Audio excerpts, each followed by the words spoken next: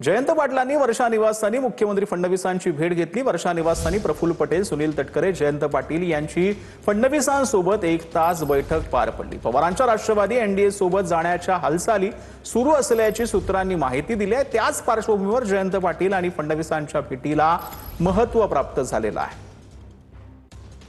आपले प्रतिनिधी रणजित इंगळे आपल्या सोबत लाईव्ह जोडले गेलेले आहेत। रणजित, खरं म्हणजे ही महत्त्वाची घडामोड म्हणावी लागेल आत्ताच्या घडीची, कारण की जयंत पाटील हे अजूनही वर्षा निवासस्थानी असल्याची माहिती मिळते आहे। आता सध्या बैठक संपली आहे का किंवा बैठक अजून सुरू आहे का? प्रफुल्ल पटेल आणि सुनील तटकरे अजूनही वर्षावर आहेत का? नक्की काय घडतंय? नक्की सचिन, गेल्या 1 तासापासून ही बैठक सुरू होती। आताच प्रफुल्ल पटेल आणि सुनील तटकरे हे बाहेर पडलेले आहेत आणि जयंत पाटील अद्याप वर्षा बंगल्यावरती आहे। गेल्या 1 तासापासून ही बैठक सुरू आहे।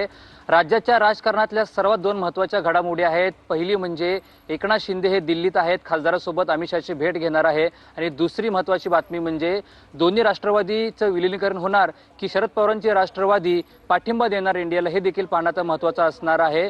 आणि थोड्याच दिवसापूर्वी शरद पवारांना एकनाथ शिंदे भेटले, एकनाथ शिंदे दिल्लीला गेले आणि दुसरी गोष्ट म्हणजे विनोद तावडेला देखील जयंत पाटील भेटले आणि त्यांच्या वतीनं असं सूचक वक्तव्य करण्यात आलं की शरद पवारांच्या राष्ट्रवादी आणि अजित पवारांच्या राष्ट्रवादी कधी विलीनीकरण असा प्रश्न विचारल्यानंतर नक्कीच रणजित, धन्यवाद या संपूर्ण सविस्तर माहितीसाठी।